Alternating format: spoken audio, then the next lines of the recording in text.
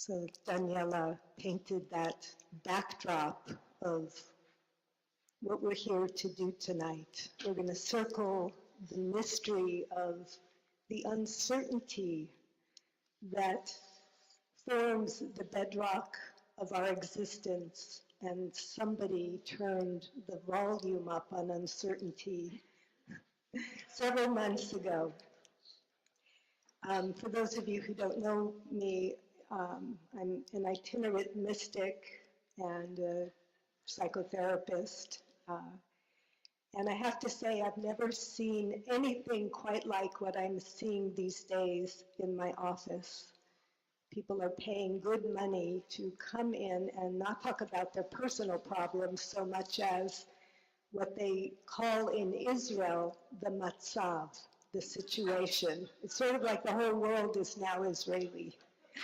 Everybody knows what it's like to live in a strange political situation where the story just keeps changing from day to day. I learned a lot about the neuroscience of worry, of anxiety while I was writing my book. And in part, I wrote the book and began studying the wisdom of not knowing because I wanted to master my own problem with worry. I wanted to understand why my mind gets hijacked by this catastrophic thinking when I'm faced with uncertainty. What I learned, there's a neuroscientist named Richard Burton, who was the head of neurology at UCSF, is that our brains are wired with what's called the certainty bias. We want to know, it's part of our survival mechanism, that if we know the score, if we're in the know, we feel safe. When things are uncertain, when we don't know, it creates stress. The brain starts working overtime, and it's an exhausting experience. And so what we tend to do is fill in the blanks, even if it means thinking the worst possible outcome. We would rather know than not know. Now, religion, throughout the centuries, throughout the millennia, has helped people deal with uncertainty, has helped people deal with the mystery of existence, the groundlessness, the ever-changing nature of reality. But religion comes in two forms. There's fundamentalism and there's mysticism. Now, the fundamentalists want to be in the know, and they have a closed case and answers for everything. Mystics, on the other hand, rather than being in the know, they want to be in the don't know, in the not knowing, in the mystery, in the questions, in the quest, in the wondering. I love the word wonder. You have these question marks on your seats because we want to invite you tonight to begin to raise up and elevate the place of fear and anxiety vis-a-vis the unknown and the uncertain, to raise it up to its most exalted spiritual essence, which is Yirat Hashem and Yirat HaRomamut, which is Hebrew for radical amazement, awe and wonder. So if you think about this musically, like you can play a song in a low octave and you can play it in many other octaves. We can do our fear, the Baal Shem Tov teaches, at the human level where we're just scared, and when we're scared, our minds close down, and we resort to what's most familiar. We look in the rearview mirror of our lives to project the future. But the Baal Shem Tov says you can take your experience of human emotion, of fear and love, and you can use it as a window, as an opening to the supernal attributes of love and fear. So let's say you have love. There's someone you love very much, and you see them and you feel that love. The Baal Shem would say, take that love and also love God. Bring that, use that experience of love to enhance your love of God. So today, in the world, we have a laboratory for working with fear because we're feeling it. We wake up, we read the news, and we're off to the races, right? With our fears of what could happen, taking things too literally, not waiting for Trump speak to be translated into reasonable human language.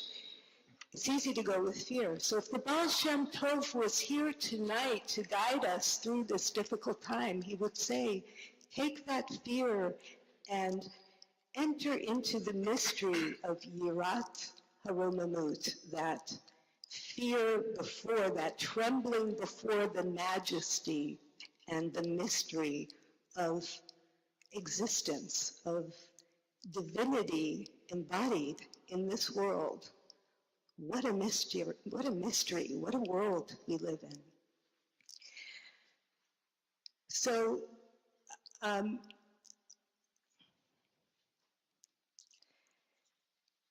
want to go back to that word wonder. It has a double meaning. I wonder what you're all thinking right now, right? So it's kind of like wondering is questioning. What children live in wonder. You take a walk down the block with a kid and everything is wonderment for the child, right? And they're wondering and they're curious. They're asking a million questions. And what happens to us as we grow up, we lose that beginner's mind, that don't know mind, that wonderment, and everything's familiar. And we stop asking questions and we stop being curious and we think we know the people that we're intimately connected with. We finish their sentences. We make assumptions about their motives that are often wrong because we know, right? The wisdom of not knowing is a humbling state of, well, I don't really know. And I'm curious, and I'm wondering, and I walk through the world awestruck in a state of wonder. And what happens when you're feeling awe and wonder? What happens to the thinking mind? You go to the Grand Canyon, and that first glimpse you catch, or that first moment you snorkel at a coral reef and you see there's a whole world you didn't know existed. Other experiences of awe and wonder. Your baby is born and comes out and you look at your baby for the first time. Thinking stops, the mind stops, words go out the window, and there's just the experience of the wow, of the wonder of it all. So this is a part of don't know mind. This is a part of not knowing, is going beyond thoughts and thinking.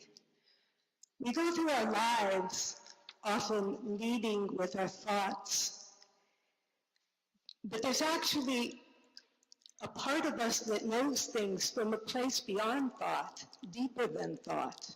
Intuition, a kind of empathic knowing. Our knowledge of God, of the divine, is not something that can be achieved through thoughts and thinking. The Zohar, the magnum opus of Kabbalistic thought, says, Leit machshava tefisa bach klal. Thought doesn't begin to wrap itself around the divine. You can't think your way to God. You can only think yourself up to the place where thinking stops. And in the place where thinking stops, and we dissolve the boundaries of the individual self, when we cease to be an I, an individual ego, talking and narrating and judging each experience, clinging to some, pushing away others, when we let go of that evaluative part of our minds, we can begin to dissolve into the mystery. We can begin to live life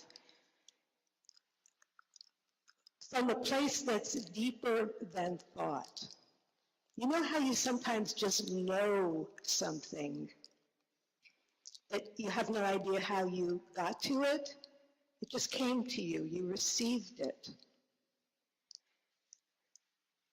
Jewish mystics teach that if we live in relation to the mystery and we drop into Ein Sof, into the boundlessness, the emptiness, the nothingness of divine oneness, we emerge from that state open, creative, intuitive, refreshed, more than who we have been before. We cycle through non-being, through the dissolution of the self, within the crucible of what Jewish mystics call Ein, nothing, not. As we pass through that state, there's a death rebirth. There's a loss of self and then a reconstitution of the self in a more expanded fashion. You know, in the arts, in creativity, in therapy work, in healing, we're all dealing with the substance of yesh and ein, of something and nothing, of knowing and not knowing. And knowing and not knowing form two strands of intertwined, spiraling, ascending energies that take us from the finite to the infinite. We're each a chip off the divine block. We are finite, but we are infinite. And how do we get to know our infinite selves? Is by circling the mystery, by being curious about what is going to be revealed next. So as I bow my head and my knowing and humbly say, I don't know, let me learn, I'm curious, reveal something, as I empty into not knowing, more knowledge pours into me. So that spiral of knowing and not knowing goes infinitely ascending. By not knowing, I ask questions. Those questions lead to more knowledge, and the increased knowledge reveals to me more questions, more not knowing. Like when we're young, it's easy to think we know it all. And I was an obnoxious know-it-all in my 20s when I went off to Jerusalem and became a fundamentalist, and I had all the answers, right? Really obnoxious. I don't know how my family put up with me, but they did. As I've gotten older, I'm realizing how little I know, and the more I learn, the more I know how much I don't know, if you are with me here. So the more we learn, the more we realize there's more questions. There are areas I can't even begin to fathom that I don't know right now, because I don't know enough to know what I don't know. If you're with me there. So how are we on time? We're good? Okay.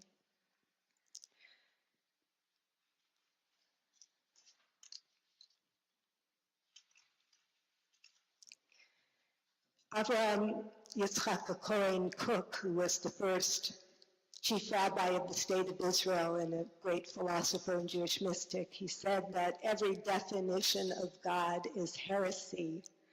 and that the desire for certainty when it comes to the divine is idolatrous. The closest we can come to knowing God is in silence, is by not knowing, by not thinking, by letting go of the bonds of the self and dropping into the spaciousness of don't know mind.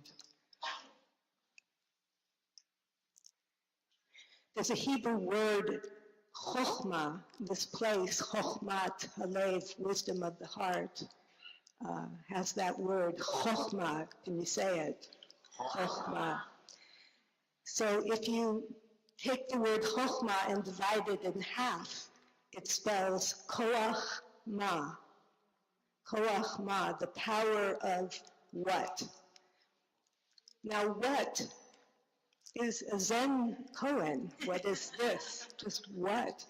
And it really is the Zen koan of Passover night, where we celebrate the holiday of liberation, of freedom, and we begin the holiday by opening up the doors. There's an opening, and by asking the 4 questions. And each of the questions begins with this word ma, what? What? What's going on? Ma nishtana really means what's going on. Thank you, Marvin Gaye, right? What's going on? I don't know what's going on. But we begin to marinate in the question, and that's the beginning of liberation. That's how we tell our story of liberation. In the book of Job, there's a phrase, ha-chochma me'ayin timatzeh. Where does wisdom come from? Is what that passage from Job means. Where do we acquire wisdom? The Hasidic masters and Kabbalists came along and said, ha-chochma me'ayin timatzeh. Just read it a little bit with an emphasis. Wisdom comes from ayin. It comes from nothingness. Wisdom comes from opening to the place beyond the tree of life, but beyond the sphirot, beyond the known, to the source in divine nothingness, the emptiness. So if you want inspiration, if you want to receive wisdom, practice not knowing. Practice saying, I don't know. Now bring that back to today's traumas and troubles and everything we're dealing with. See if you can let go of some of the certainty of disaster. And I know terrible things are happening and there's a lot of people suffering, but we don't know the end of the story. And the Kabbalah teaches us that sometimes evil is a throne for the good. And sometimes things have to fall apart and shatter for new life and new paradigms and new consciousness to emerge. And if you look at Jewish history, every bump up in consciousness in Jewish thought happened after a calamitous event. If Rabbi Nachman of Breslov was here, he was a great storyteller, he would tell us a story and he'd say, I know you're all so worried, but trust me, it's going to be all right. And he would sing a song. He would say, what would he sing? He would say, Rabbi Nachman of Breslov, Haya omer lo lehityaesh, ki higia et kasha, rak lismoach yesh. So he said, when a difficult time is upon us, friends, do not despair. When a difficult time is upon us, our joy must fill the air. So we have lived through many, many periods in Jewish history when we have been terribly threatened. This is the month of Adar. We'll be celebrating the Jewish holiday of Purim. And it's a story not unlike today's situation with a wicked king and a wicked advisor and a Jewish woman in the kingdom. A lot of parallels. And instead of annihilating all the Jews, as was, prescribed by the wicked Haman, it turned into a hilarious holiday, and good defeats evil. And in this archetypal battle of the forces of good and evil, evil's defeated, yet we celebrate the holiday by going non-dual. And we get drunk on Purim because the rabbis say you must get so intoxicated on Purim that you don't know the difference between cursed is Haman and blessed is Mordechai. You have to rise above the dualities that plague you. So let's hold that. We're going to have 5 minutes to practice not knowing in meditation. This is a really brief, fast train to take you there. So take a moment to get comfortable, to close your eyes.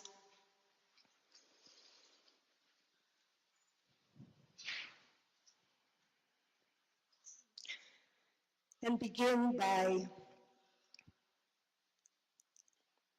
taking a few deep breaths in and blowing it out. And with each exhalation, let go of everything that you're thinking right now and everything that is known. So each breath that you breathe in, you're breathing in the mystery and breathing out the known. And see if you can drop into a state of deep stillness, just watching the breath. The in-breath and the out-breath, and the pause between breaths.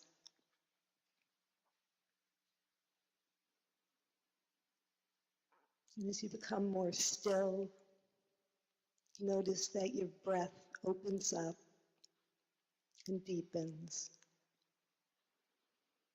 until it becomes effortless, breathing in and breathing out.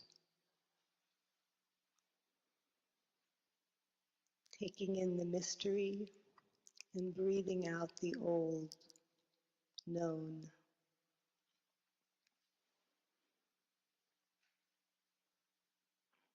And as you continue to deepen into a place of stillness,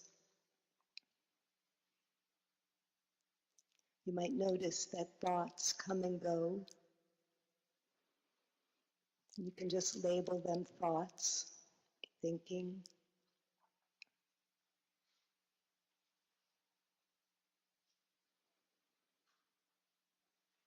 And see if you can drop also into the space between thoughts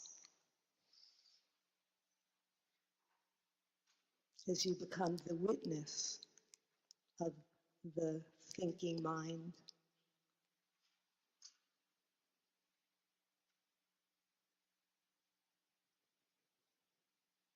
The witness of the breath. The witness of this open presence that opens to the mystery.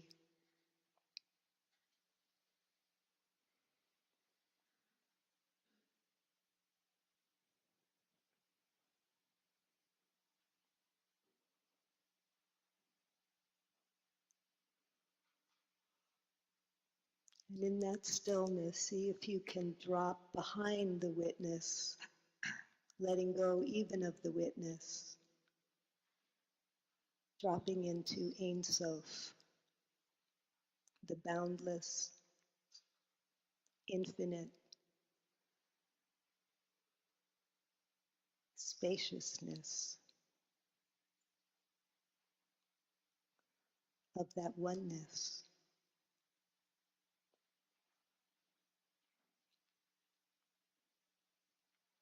To which we belong.